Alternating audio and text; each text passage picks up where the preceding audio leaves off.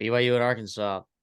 This was when we talked about, some of the other games were before weird. I think this was like probably one of the weirdest games because I mean, if you're box score sniping right now, you're like, oh, Arkansas outgained BYU 423 to 281, right? In your head, like, oh, so Arkansas probably won by 14, maybe 10, maybe BYU scored a late touchdown. Arkansas just ran the ball.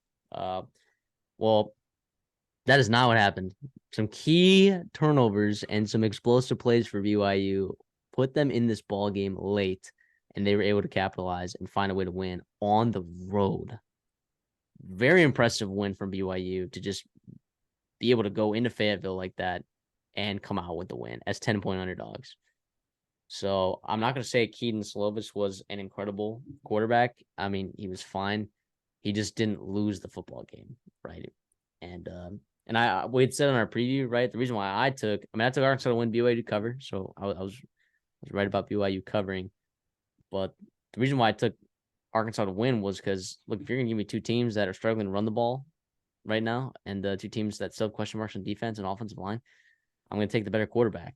And I took KJ Jefferson on that. And look, he was okay, kind of running for his life a little bit back there, but he turned the ball over late, and it costed them pretty badly. They're definitely missing Rocket Sanders though, for sure. They ran the ball Boy, are okay, they. but like not not to the level that I think that they wanted to run the ball at. So, and yeah, credit BYU wasn't even running the ball that well. They weren't throwing the ball particularly amazing. They just found a way to win this game. Oh, Kalani Sitake. Gosh. This BYU Cougar team's got to be fired up about this. One of the probably a big time surprise 3-0 team to start the year. Um, one of those surprise teams, I think that you're like, whoa, BYU's 3-0. Oh, okay. All right. But now it's like, okay, let's see what happens when they get into Big 12 play. But I mean, they just went to Arkansas and won. So, yeah, and especially how the rest of the SEC has looked. That Missouri win against Kansas State starting to look a little bit more important for strength of schedule purposes for the SEC. They're looking at playoff picture down the line. But yeah, I thought, look, Keaton Slovis might be the guy for BYU just because I think he's just going to be almost just enough. I don't know. I don't know. They're finding ways to win ball games, so I'm not gonna knock them. Gosh, give me the Cougs, man. Give me the Cougs. Yeah, I was pretty surprised as this game was playing out.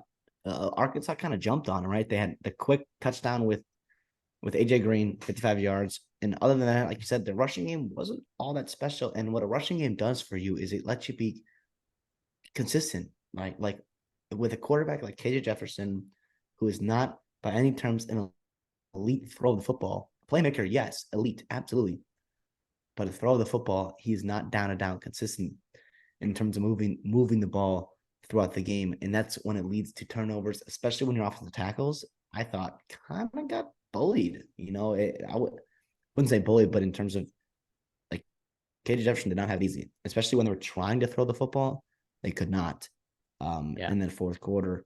But right, you jumped out 14-0. You had a long touchdown. You had the punt return for a touchdown. And then BYU had 3-and-out. And you had a chance to really put the game away. And then you went 4-and-out. And it was really 3-and-out, actually. And then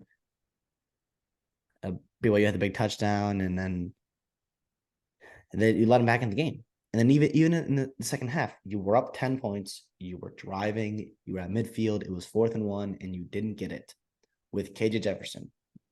You took it out of his hands, and he didn't get it. And so that was something you could point out in the second half where it's like, as an Arkansas fan, you were upset 31. I'm sorry, you're up 31-21, and you lost 38-31 because you couldn't score in the fourth quarter or put the game away when he needed to. Obviously, looking ahead, Arkansas got some winnable games in the SEC West, obviously, some losable games for sure that come with that. But yeah, I was surprised. I mean, I took Arkansas to cover. Um, I still think I would take them to win again if they play another game like that, especially if Raheem Sanders is healthy. Um, but yeah, credit to BYU. I'm not going to take this win away from them. They had a couple big plays. They fought back after going down early on the road at night in Fayetteville, and BYU was the better team today, honestly. For 4 quarters, they played better football than Arkansas did.